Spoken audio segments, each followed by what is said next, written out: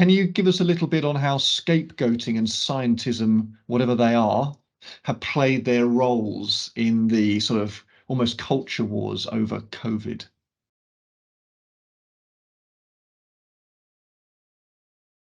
I hope that most of us are fairly happy, but whether we are or not, every one of us to some degree or another lives with concerns, perhaps even fears, about harms that may befall us or about harms that may befall people we care about.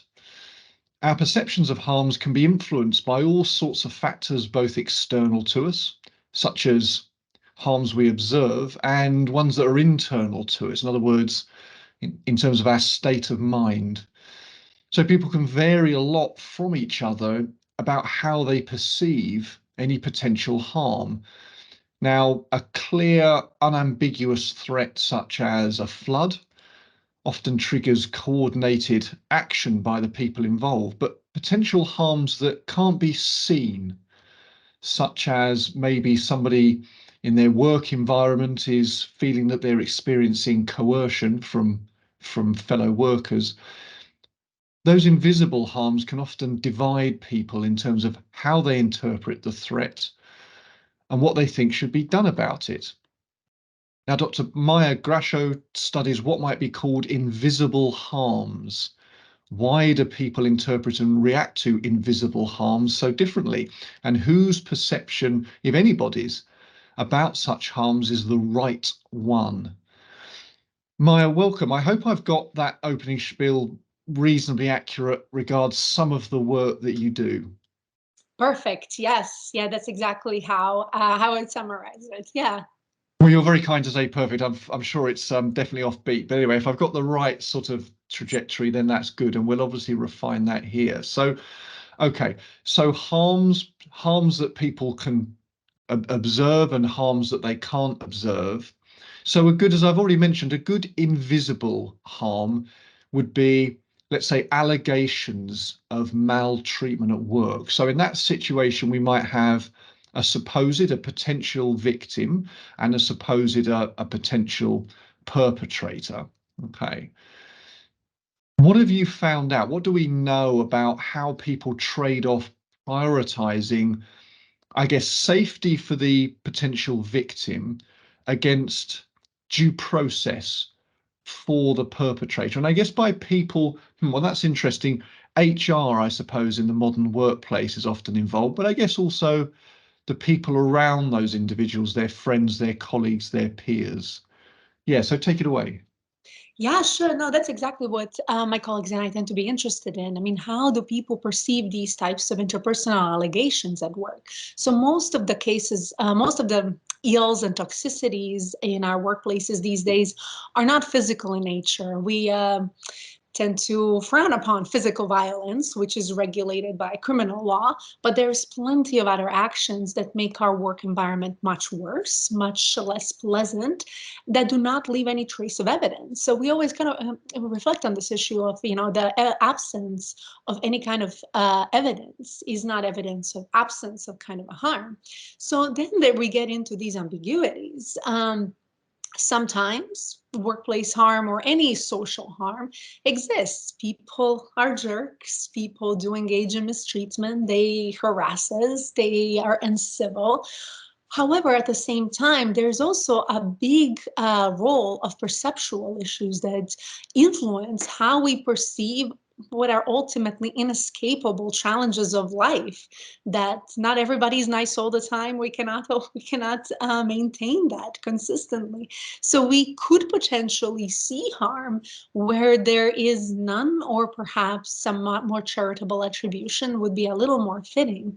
So how do people perceive actions in which they have no evidence? We have no answers. We just have millions of questions. And one of the conclusions that we do have is it's complicated. I know it's not a quick fix that inspires collective action, but there is an element of us wanting to do something. I mean, people want to do something in response to a harm, but I do wonder whether that's always a right instinct that we should follow. Okay. So can there be situations where you think that harm has potentially been done, but actually the best course of action is nothing? There could be. I mean, it's that kind of brings into the question of what does it mean if a harm has been done? If somebody is truly uncivil to me, meaning maybe somebody dismisses my work, maybe somebody tells me my work is terrible or whatnot, right?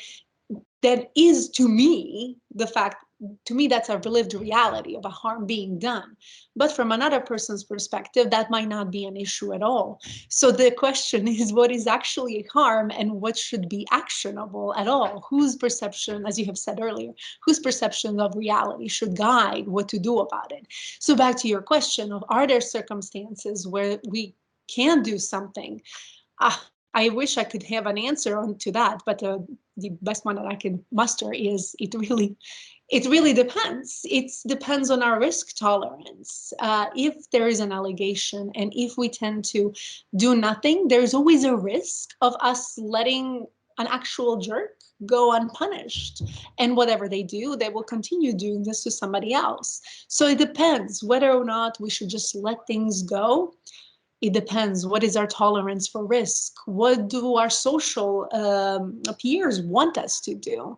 What are our own personal values? Do we value due process or do we value safety? So whether things should be done, I have no, I cannot, I'm afraid I cannot offer a clean answer to So that. depending in part on the culture of the business, of the institution, of the workplace. And I guess that can be heavily influenced by the culture around it, national level or even broader level culture. I mean, I suppose what I'm thinking here is possibly over time, over the last few decades, there has been a move, generally speaking, towards more risk aversion in terms of defending, sorry, alleged victims more, and being more draconian and more rapid to respond to alleged allegations against them.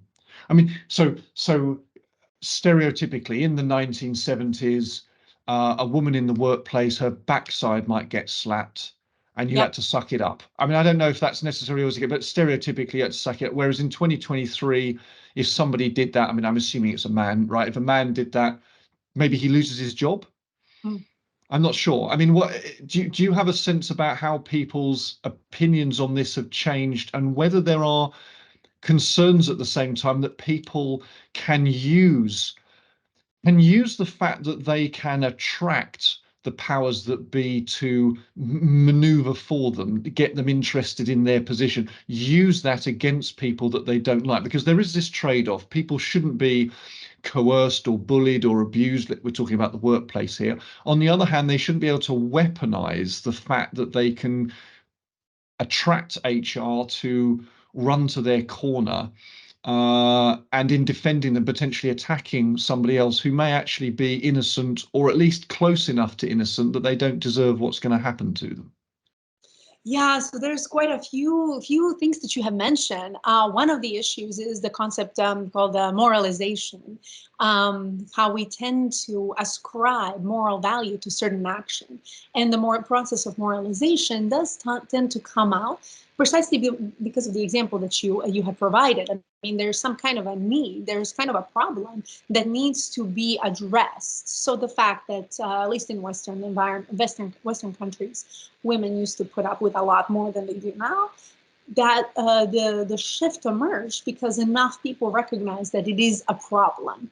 Now the challenge is that any good intentions can potentially go run away if they go on and on and on. So there could be a circumstance in which our desire to really create a safe environment is incompatible with, I don't know, human nature, the way that we actually engage with each other.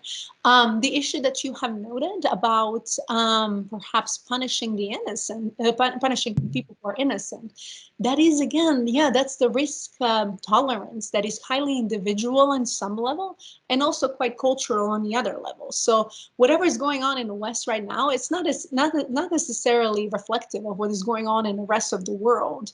where victims' concerns are completely dismissed. So whether or not we should actually act on these allegations, and which ones, and how do we know whether they're really truthful, it is such a convoluted issue. In my mind, it's how we react to them. It's more of an indicator or a mirror of the culture rather than the other way around. So it shows us what we currently value.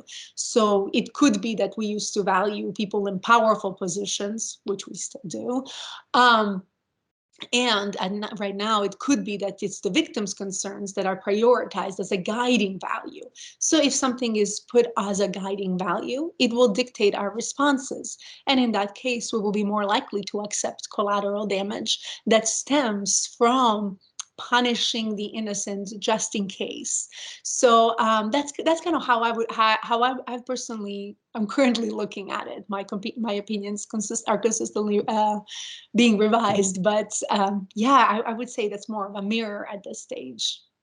Because companies are more visible than they used to be, and people can critique them, splash their critiques across Twitter or wherever.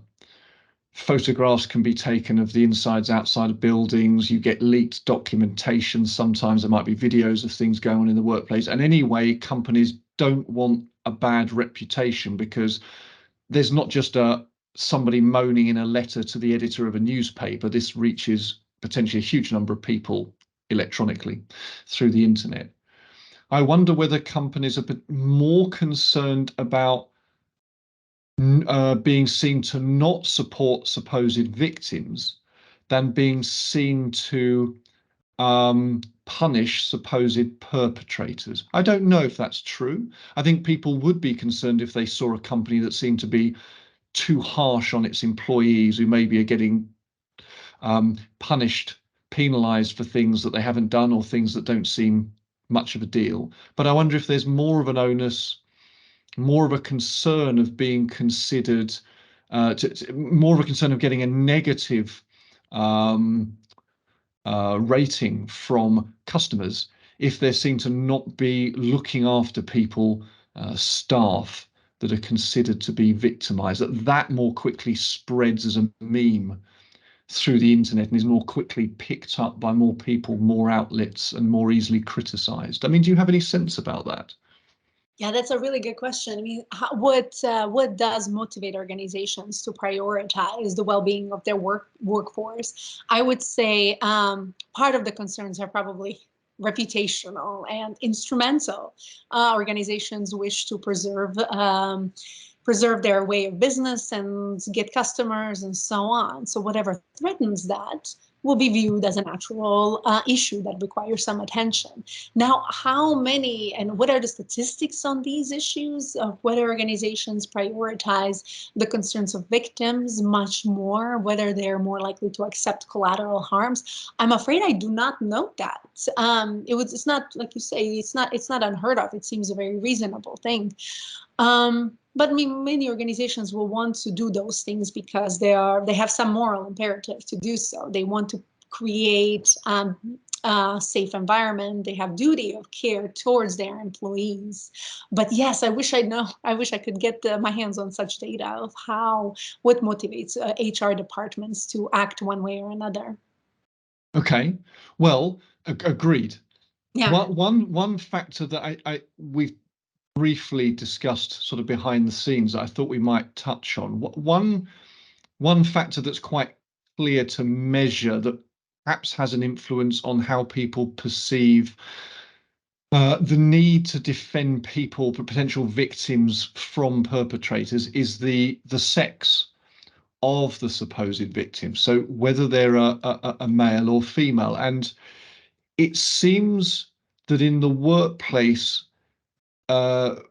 we still see in the modern day an increase, although I think this is subconscious most of the time. I think, or maybe tell me if you disagree with this, but a preference for protecting females over males. There's some sort of social interest in defending females more than defending males. Does your work, and as far as you know, the work of others, attest to that?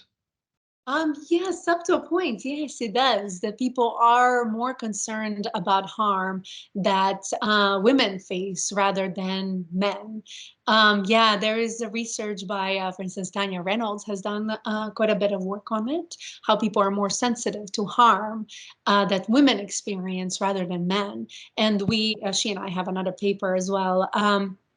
Documenting the fact that people are more likely to essentially sacrifice a man for some greater good than women, and we kind of theorize that these trends are really driven by social stereotypes among other factors. But yes, that's another point. So what is a social stereotype can also kind of morph over time too. But at this stage, this point, I would say that there is some value, some premium being placed on harm by women. Yeah. Harm to women. So yes, Harm yes. to There's premium based on harm to women. I mean, it's Yeah. the terrible acts in the Middle East that are frankly ongoing at the moment, really awful. One of the things that has struck me as a minor issue, given the enormity of the situation, is still how in 2023 the phrase women and children is often heard. So, for example, as I understand it, there are hostages being kept in Gaza who are Israelis. Some have been released, some haven't. And very often, on a number of occasions, when I've heard a reporter talk about this, they've said hostages have been taken, including women and children. Now, that is interesting. If the report said hostages have been taken, including children, I think the majority of people, the good majority of people, might argue that that is an additional nastiness to the hostage, an additional concern, that it's not just that people have been taken hostage, but that some of those are children. Now, you could argue against it, but it might be quite hard work to do. And I think generally the consensus would be that's particularly bad. But still today, it seems to me to be standard fare to mention women and children. I'm not sure. In fact, I wonder sometimes whether people are almost saying it without really thinking it through. It's just a stock phrase. But I think on some occasions, I think if it happened to be a hypothetical scenario where only men had been taken, I don't think there'd be any mention that they would be men. In fact, I think in a way it would be seen as a slight, marginally less heinous act, an awful thing, but a slightly less bad thing. Now, if that's true, and I think it is, then that's interesting because it then raises an issue. Is this just rank sexism? And in fact, hypocritical sexism, because there are, typically the arguments are that women are still hard done by relative to men and so forth. And well, actually, that we shouldn't be sexist, I suppose, is the point. But then there is, or, and perhaps it's or, is there an argument to say that actually it is even worse if women are, in this case, taken hostage, or women are harmed? Is it perhaps actually reasonable to say this is even worse because the people who are being harmed are women or include women? Do you have any thoughts? Yes, of course. I mean, yeah, ultimately we all aspire to creating some kind of an egalitarian society where a life is a life, no matter what it is.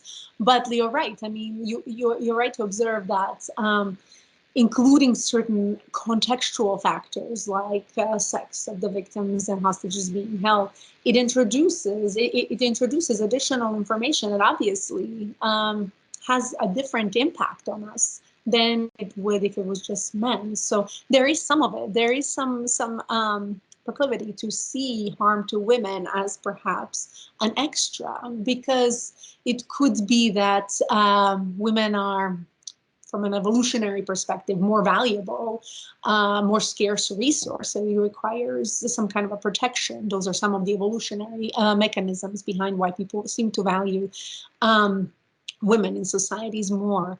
It could be the fact that women could be conflated with civilians, in which case that is an entirely different story. Again, it's not the issue that it's really about women. It's really that people who have no agency in a war were taken hostage. So people who have nothing to do with it were taken hostage. So it could be that women Introducing that level, women, children, could be similar to introducing the term civilian. Yeah, it could be a proxy for Yeah, civilian, potentially. It could be a yeah, proxy, because the majority of soldiers, even today, are male.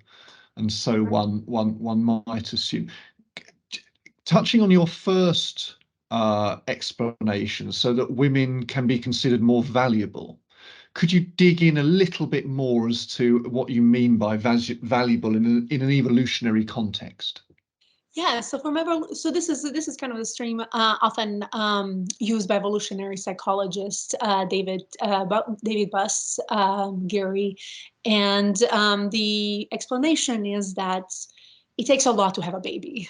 For women, it's a big resource. It's a massive investment.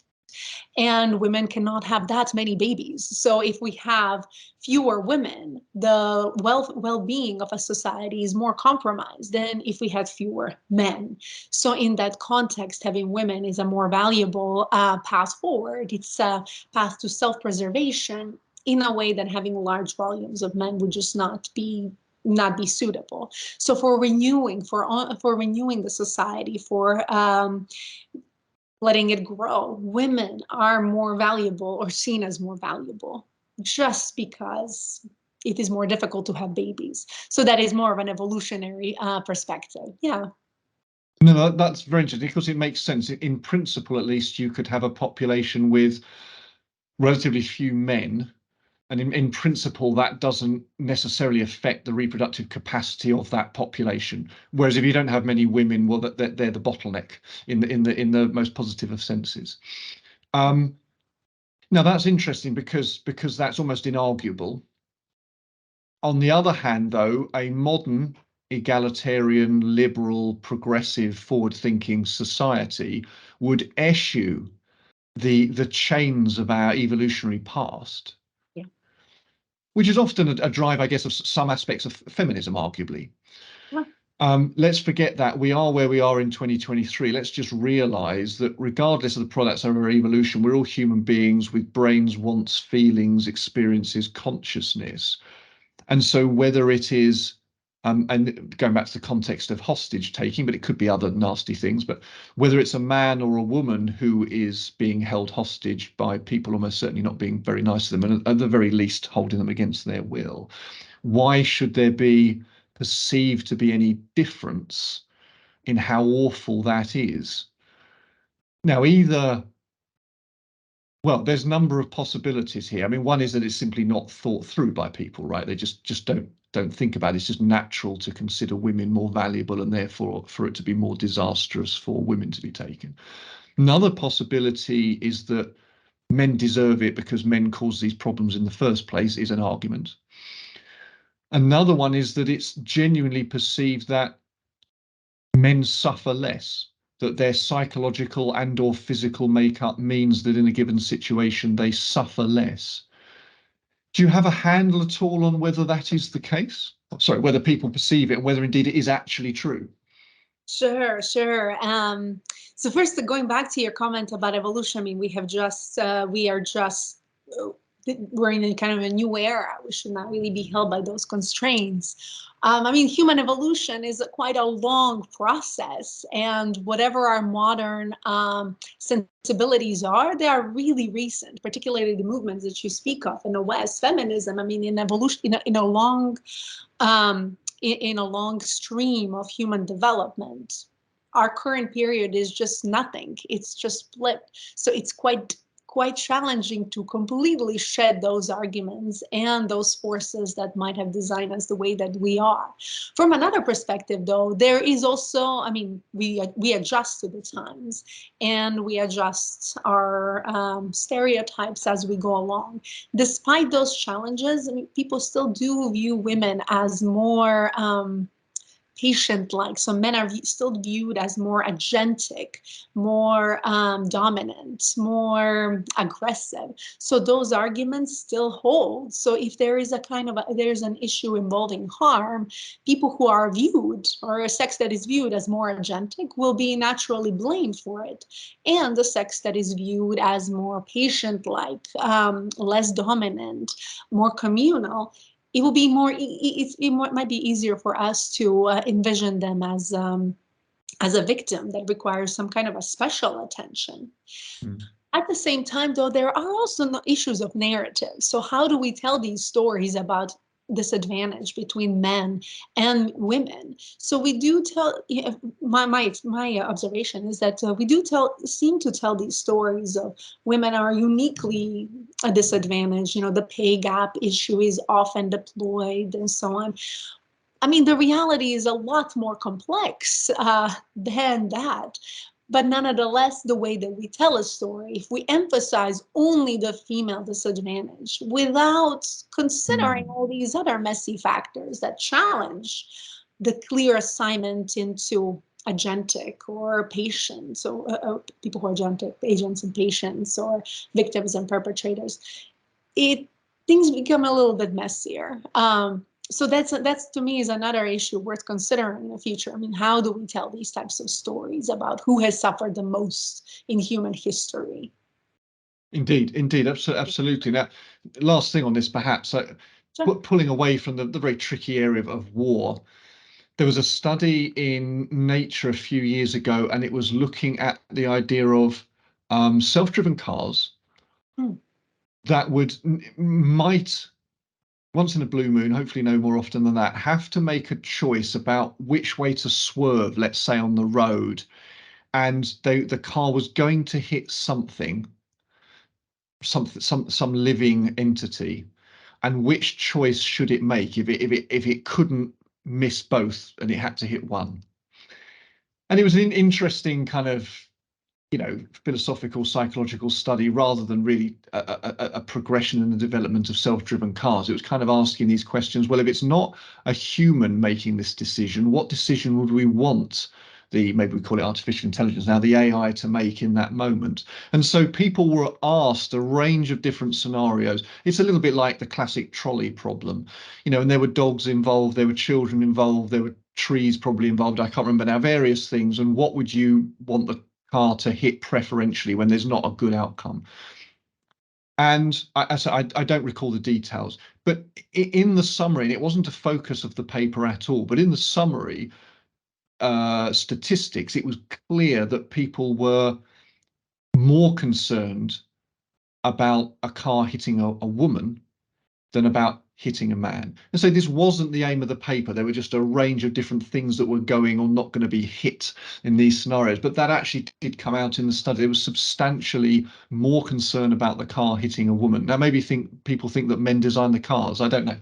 But it does come out in a number of situations. And yes, it's interesting to know whether it's just sort of momentum from the past, or whether there is some inbuilt belief that men, yes, they suffer but less, or whether it's just purely about that men are less precious from an evolutionary perspective, and therefore they should go. I think another one can be that you never know if they've got children, and women may be considered better parents than fathers are. So, I mean, again, I'm not saying that's right or wrong, but it might think, well, if you've got to choose one and you know nothing else, women and children first, because then the women can look after the children. Who knows? Who knows? But it's something that's not questioned, I think, very much. And I think, well, sorry, it's questioned by some researchers, but it's not questioned in society very much. And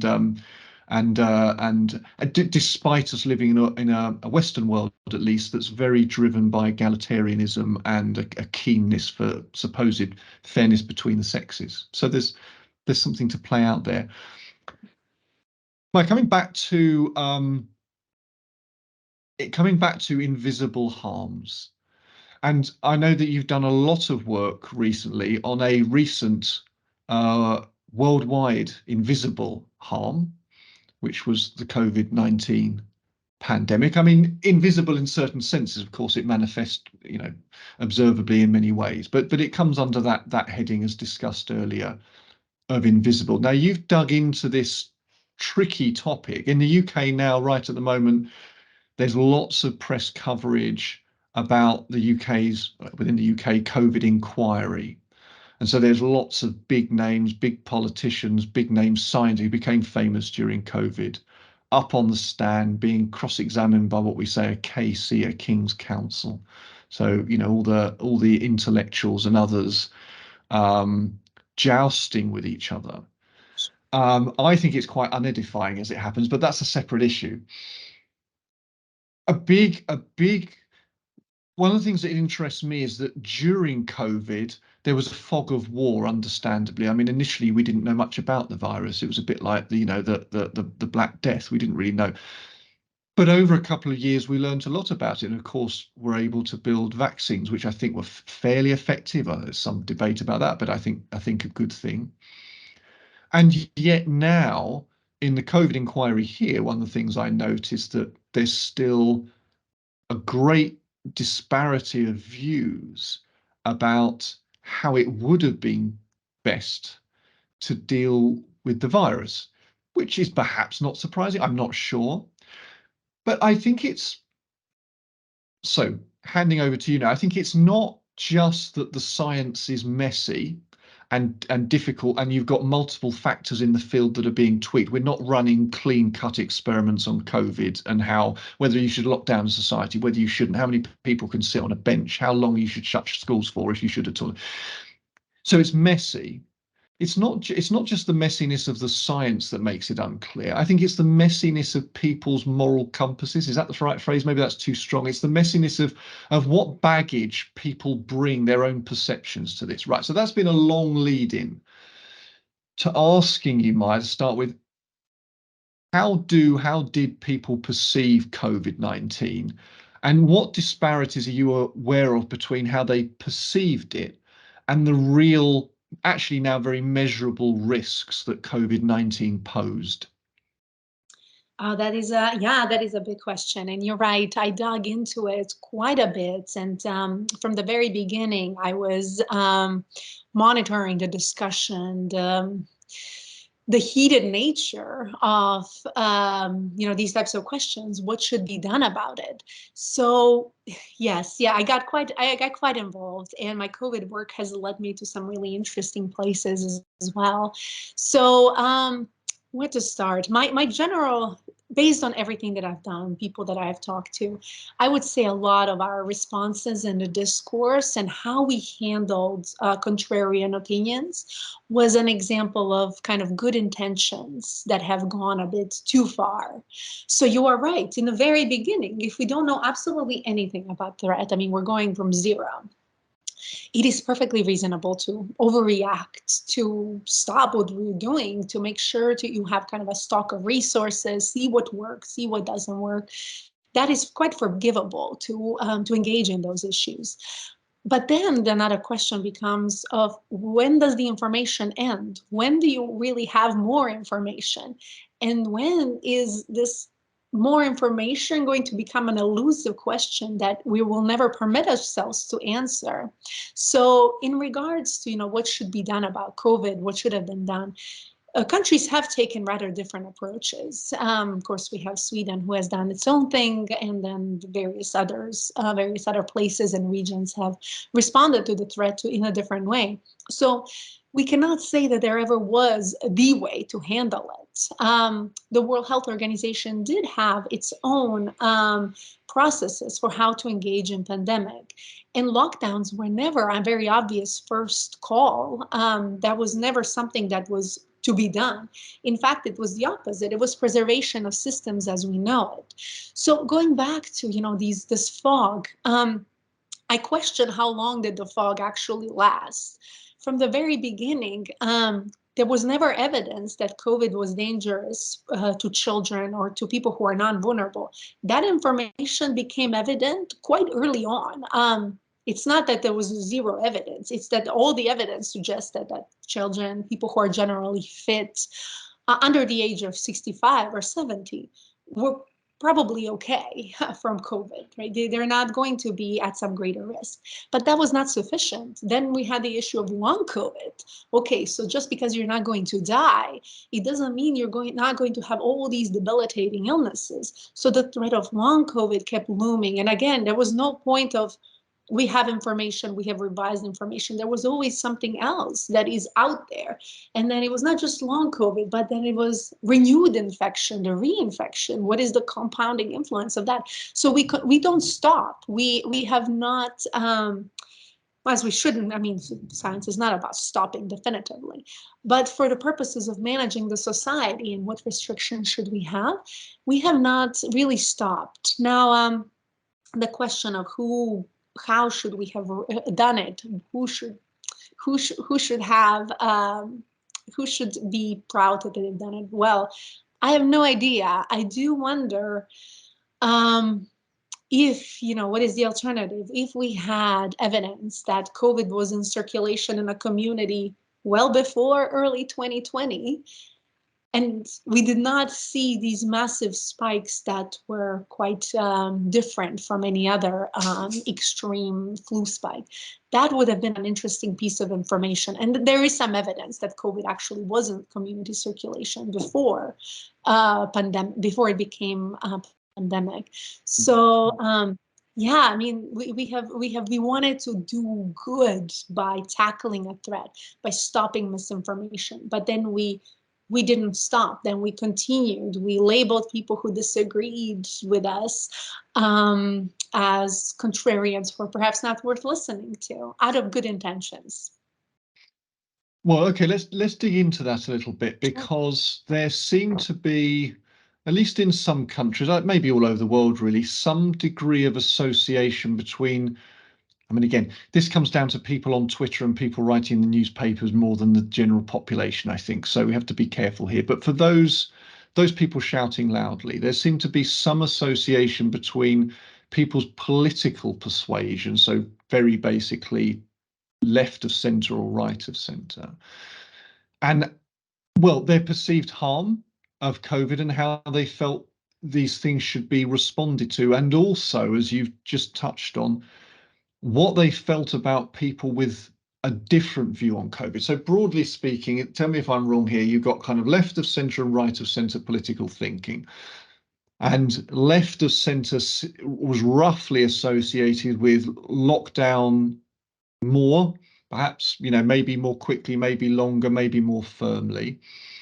Right of centre tended to be associated with, don't take away our freedoms, lockdown less, the virus has got to get through the population, or anyway, people should be allowed to go to work, or whatever it is. But also, I think your work has uncovered an additional thing, which is that on the left of the political spectrum, there's more propensity of people to be very critical of those who thought we shouldn't lock down. Am I right in saying this? And for people for the right, they were perhaps less critical or less demonizing of people who thought that we should lock down. Have I got that right? I would say so, yes. I have never, aside from our very last paper on perceptions of the unvaccinated, I have never set out to deliberately study political ideology, but we included it in all of our studies precisely because it consistently everywhere it emerged as a massive factor. So you're right. I mean, your observations are in line with what we have noted as well. So people on the left tended to look with a lot of negativity towards those on the right, and vice versa. However, there's also an issue of kind of risk estimates. So there is a pretty big a couple of representative sample studies, but for instance, one of them is Brookings Institute from late 2020, so kind of at the height of pandemic, that asked liberals and conservatives to estimate the chances that a positive COVID test would land you in a hospital. In this case, conservatives or Republicans in America were much more accurate what the risk actually is. Liberals, however, overestimated those risks of hospitalizations of COVID by so far out that it is difficult to find, difficult to actually engage.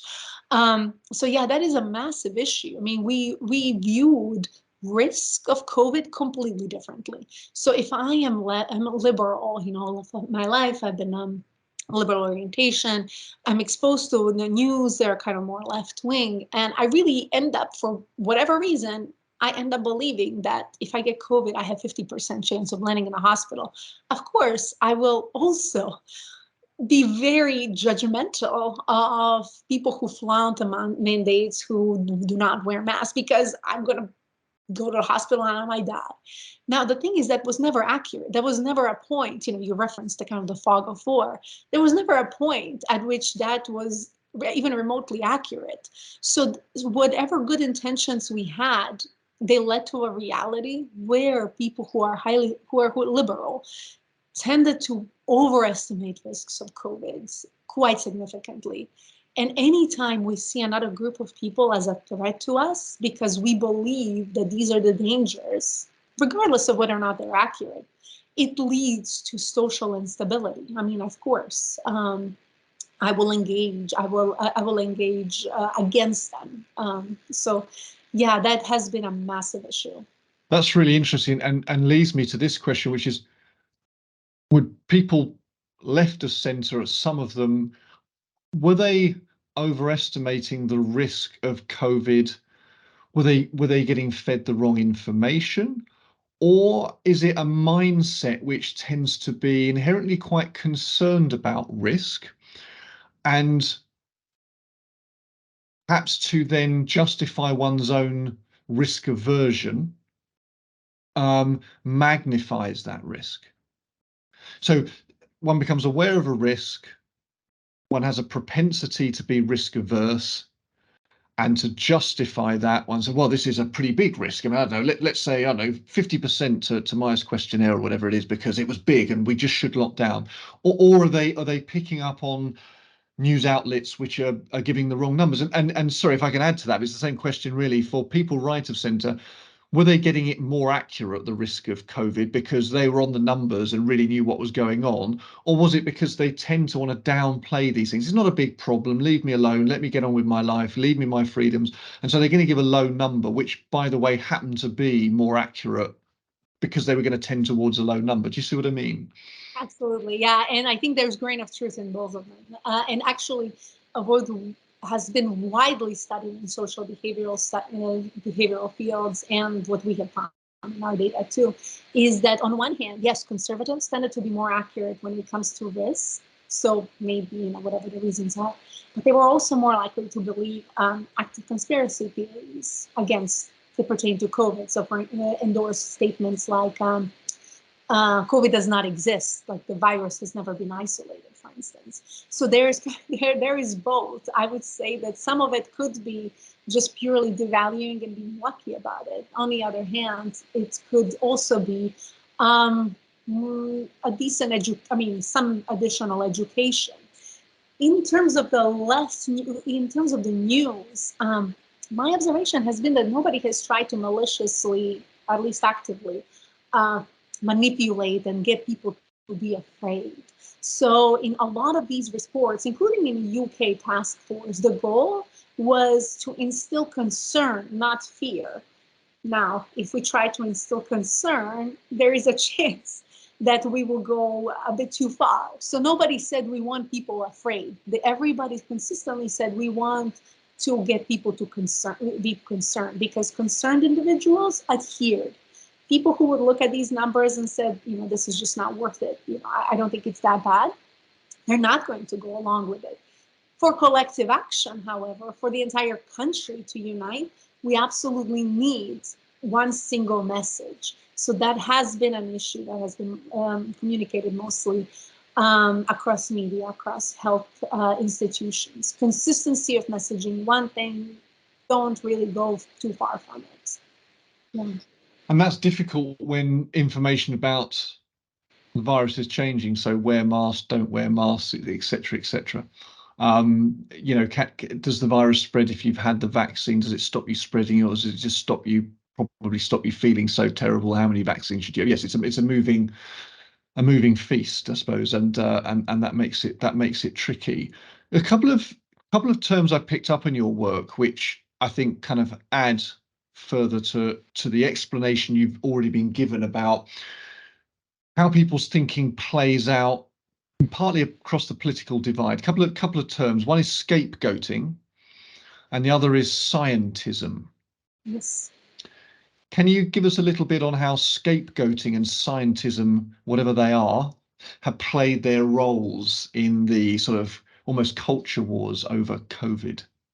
Sure, we studied those in two different papers. So in the scientism paper, we wanted to kind of understand how belief, not just in science, but kind of overcorrected belief in science, influence how people react to COVID, what they think should be done about it, and so on. And that's quite a difficult thing to really identify. So science is really not about belief; it's about updating your belief. It's about interpreting evidence impartially and making the best decisions that you can. So how do we really differentiate science as such, as opposed to some greater system? So we reflected on this issue of scientism. And the theory behind, or the explanation behind it, is that it kind of fulfills people's need for sense making that doesn't really exist. So just like a religion fills people's need for order, for information, for connections, the same way, same void can be kind of filled with belief in science. So if I believe science has not just the ability to answer some questions, but also to provide moral guidance, then it's a very different thing. So we asked people a couple of different questions. We asked them, for instance, people like Fauci, CDC, to what extent do you believe that they're the only ones who can guide COVID responses, who can determine what the moral response is, who can say whether the costs are worth it? So it's beyond, that type of a belief is beyond just general engagement with scientific evidence, but really scientists have moral guidance. They're essentially kind of like priests. So we ask about belief in science in that way. We also ask them a little more concrete information.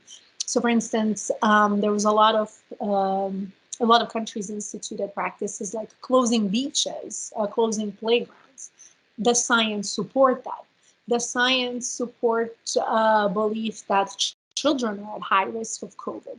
Science never supported those things. It's just not something that can be actually even, it's not something that could be stated. Young children were never at the high risk of COVID, for instance. But if we believe that science actually supports that, then it gives us this extra jolt of sense making in this really messy environment. So people who placed greater belief in scientists, they tended to believe that science even supports things that it doesn't.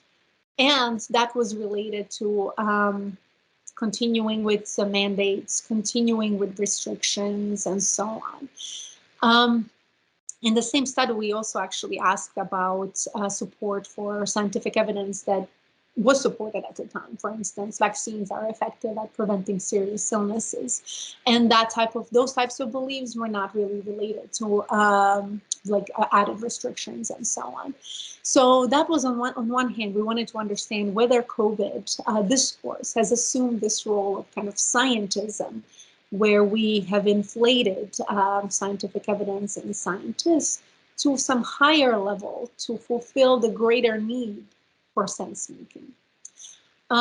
In another study, which you mentioned, scapegoating, that was a different question of how do our differential risk perceptions influence how we engage with these different groups that we might not like.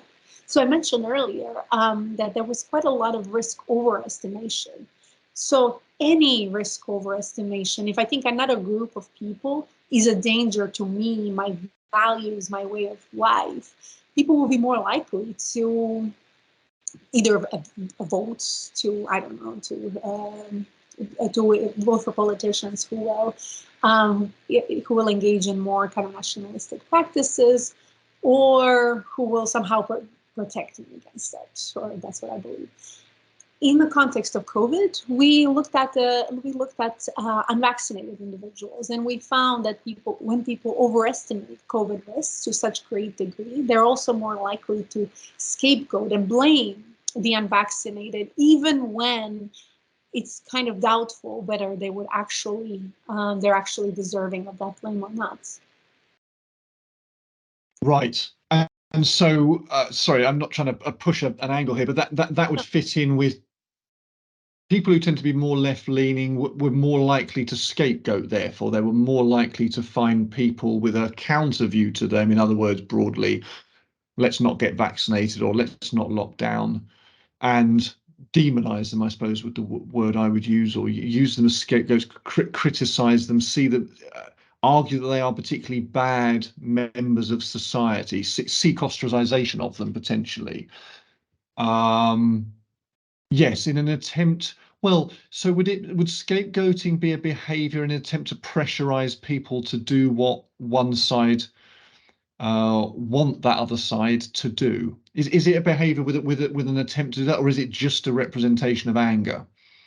No, exactly. I mean, we tend to blame each other and blame other people or society. We tend to punish social deviants precisely because we want to protect our group.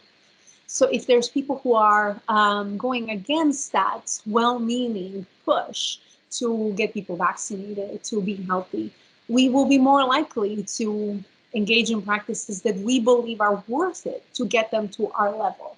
So from the liberal conservative perspective, in this specific context, yes, it was individuals who were left leaning, who were far more likely to blame the unvaccinated precisely because they were seen as a greater threat, as perhaps as a method to place pressure on it and to regulate social interactions.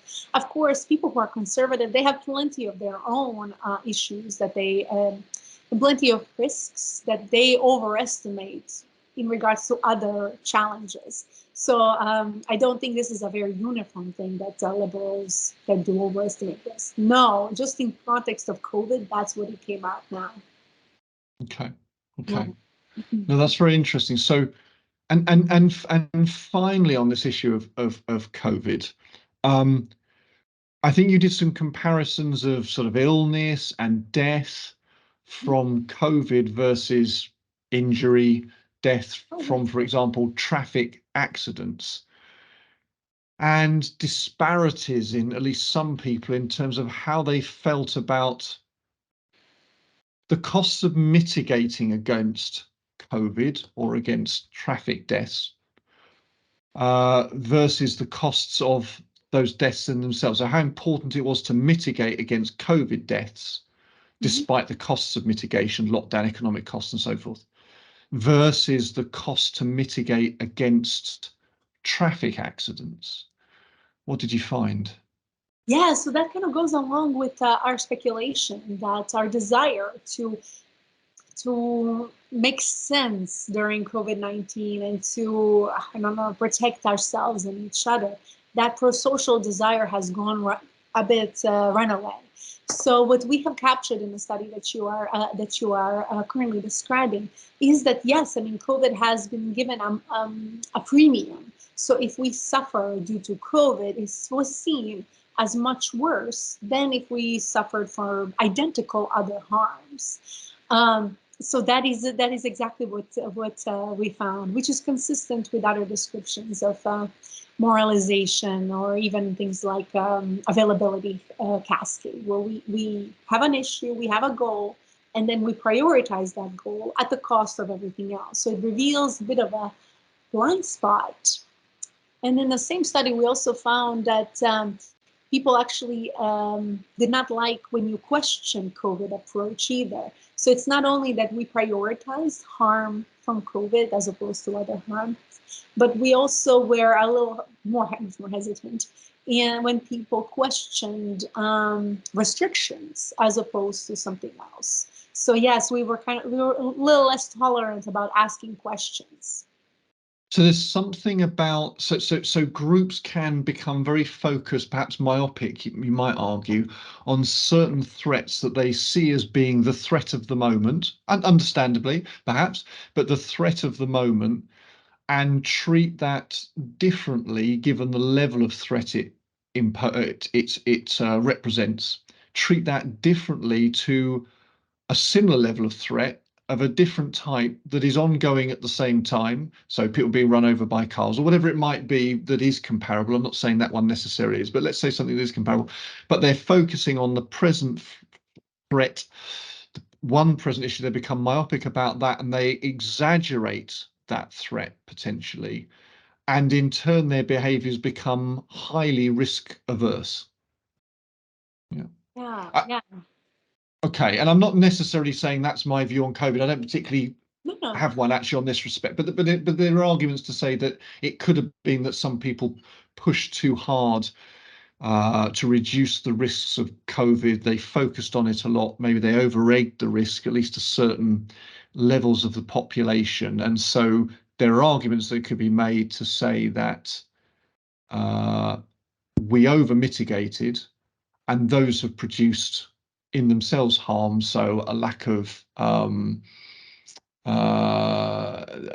freedom, a lack of opportunity to see loved ones, maybe economic hits. And it can be, and I think what's interesting, so just coming back to the UK COVID inquiry, and the little bit I've looked at it, and it's not, a big part of each of my days, it's not what I Sure. get up in the morning for, but there doesn't seem to have been thus far much retrospection or introspection about what was got right and wrong in terms of our thinking about the trade-offs in risk aversion versus the impacts of averting those risks. It doesn't seem that that conversation is yet being had within the inquiry, although it is had within the media with, as I say, more right-wing outlets more likely to say, why was there so much locking down? Should we have done it less? Where are the questions about locking down? So it is played out, but not by those people particularly in power who were making the decisions, which are very hard decisions to make. So sorry, did you want to add to that, Maya? No, maybe just one comment, but yeah, I agree with that it's quite difficult to engage in some kind of a introspection at this moment. Whatever inquiry results, that's going to fade into history. What others. Compared to the way that other people reflect on this time. But I do want to say, I mean, with COVID, it is quite difficult to make these decisions also because we never saw the same number the same way. So in contrast to flu or other respiratory viruses, we have never used the counting, so the metrics to count cases and deaths. They were entirely different, the way that we have counted flu and other illnesses. So it makes things quite difficult to compare. And in our studies, we wanted to see how people even evaluate asking questions or modeling errors. For instance, in one of our study, we looked at errors resulting from over or underestimations, and people just were constantly biased towards this more protective mechanism. Now, if that protective bias is still there in the inquiry time, and if we're still not really addressing the fundamental questions of basic counts, then the moralization forces are likely to stay with that too until tide changes in 10, 20 years. During the pandemic, I suppose that the main part of this pandemic, I mean, I'm talking as if it's gone. I recognize that COVID-19 is still around to some degree, but at the moment it's less of an issue apparently, and hopefully that lasts. But during the main phase of the pandemic, the BBC, which a lot of people still watch in the UK and I guess beyond. But anyway, they had up on the screen during each main news bulletin the total count of people who were estimated to have died with COVID. They did make it clear with COVID, which was an interesting policy decision, and I wasn't against it. But it was, I guess they were making the point that this was a big deal and a lot of people were dying, and although it was going to be a long burn story, it wasn't something that should be forgotten or that we shouldn't habituate to, and it was big news. Okay, well, we can argue the toss either way there. What's interesting is there have, of course, I say of course because perhaps I shouldn't say of course, let me say that again. There have been no counts of deaths subsequent to COVID as a result, in terms of excess deaths subsequent to COVID, which could arguably be considered as a result of the measures put in place to mitigate against COVID. But if one accepts, which might be arguable, that the excess deaths are to do with the mitigations made during COVID, those are a substantial number of people. And again, those numbers are climbing up probably on a daily basis when you've got a population size of 70 million. So I just think that is perhaps an example of sort of asymmetrical thinking about different risks. So there was a big focus on the risk of COVID, but now there's much less of a focus on the risk of the aftermath of COVID, the fact that health systems were mothballed, more or less, the fact that there's a lack of money, the fact that there are long waiting lists for healthcare and so forth. But it could be that the overall count, overall excess death count post lockdown ends up being a bigger number in total than people who passed with COVID during lockdown. That doesn't necessarily make lockdown the wrong thing to do, but the numbers are going to be at least commensurate, I think. So we shall see. So given all this, and given the hotbed of COVID and everything that's gone on, and your other work as well, to finish off with, can I ask, given that we as individuals, we as society aren't naturally rational thinkers, this is not an easy question, I think. What broadly can we be doing better based on your observations thus far as individuals, perhaps in a workplace, and as groups of people running a government or writing for a newspaper or whatever it is, agitating as a group? What can we be doing better? How can we approach these issues of harm, and particularly invisible harm, better than we've done so far? Yeah, that's a really big question. On one hand, at least regards to COVID, my message is correct all misinformation with equal efforts, with reciprocal efforts at least. So if there are misleading information, things put out of context, that is worth correcting, no matter where is it coming from. Is it coming from right-wing outlets who are dismissing the threat altogether, or left-wing outlets? Doesn't matter. So correct it all with equal effort. Now, the second point is more of ideological in nature. Ultimately, my goal is that we will allow multiple viewpoints when evaluating these types of challenging harms, invisible harms that is unlikely to happen. But I would say that there is merit in perhaps withholding action, with considering the context, to making slow decisions rather than reacting to these threats that we consistently see. Because ultimately, we might be creating more problems with our quick reaction that comes from a desire to engage in collective action. Yeah, so that would be my two general takeaways: correct all misinformation with equal effort, and consider the merits of not reacting consistently to all these ills that we see in our environment. I think that they're excellent ideas. Can I add one more, which I think dovetails to what you said, which is really seek actively to have a diversity of viewpoint. Absolutely. I mean, really ask the question repeatedly, are we all thinking the same way here? In which case we've almost got a problem. Now, that's a difficult thing to do, because in a group, if you're with a group of people and you all seem to be thinking the same thing, then it's very convincing that you've got it right, and you may have done. It also can be just frankly irritating to find somebody, if a different view is quite a fringe view, it can be quite frustrating to find somebody, oh, we've always got to have someone with a different opinion. Who's this person? Why have they got as much of a voice as everyone else?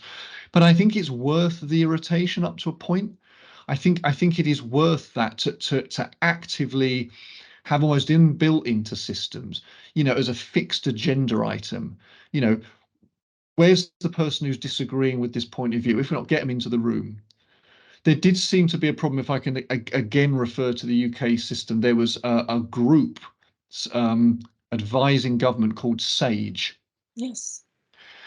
Who are therefore, almost by name supposed to be wise, august scientists, policymakers, who met very regularly to discuss the issues of COVID. And no doubt they did a lot of good work. I don't think, I would assume, I think it's fair to assume, but there are strong suggestions that there were too many people brought into the room with too similar thinking. And there were certainly individuals, very impressive individuals, very serious individuals with very strong backgrounds and CVs, in issues associated with things like COVID, who did get a voice in the media to some degree, but got very little voice with government. And of course, everyone's got their person that they'd like government to speak to, whom they found on YouTube and they think's brilliant. So it's tricky, but you almost need a couple of civil servants or whoever it is who are actively looking for good, bona fide, high quality people who have a different opinion to get them into that room just to shake things up. Because otherwise, with all the knowledge in the world, human beings mess up by agreeing with each other and almost exaggerating their point of view by agreeing with each other until they're definitely sure that they are on the right side of everything. And their abilities, their knowledge almost then is superseded by this shadow that can come across that group due to the group think, which is a very powerful mechanism. And that's my sense, I suppose. Yeah, no, I agree with you. And with I agree with your general sentiments. And Ironically. no, and with COVID, yeah, I mean, we do tend to get into these perceptions that other people are just not worth listening to. And the truth is, a lot of people aren't.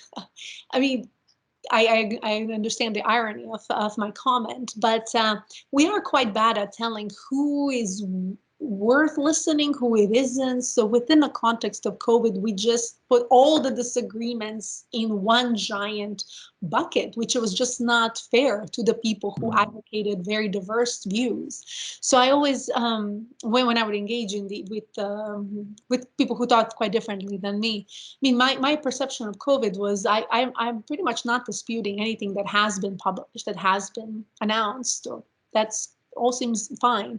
My concern was always of the question, pertaining to questions that were never asked. So in terms of social and behavioral science, I what we have done is kind of a minority of studies that look at like COVID severe risk perception and insane destabilization that stems from that. Almost everybody has really gone nuclear on right-wing perceptions, on conspiracy theories, and that's all fine. Again, my criticism is not of the fact that that was the research. It's just that we have overlooked stuff. So yeah, I 100% agree. I mean, we do need people who will expose our own blind spots. That is the most important component, to ask questions that would just do not occur to us. And that will be more easier to see from a historical perspective, what was asked, what was funded, what really was not even entertained in journals. And that is more obvious. Yeah. Yeah, absolutely. Mike, well, it's been brilliant us having, I think, a little bit of a group think here, but hopefully not entirely. You and I seem to be agreeing on a lot of these things, but I'm sure we're right.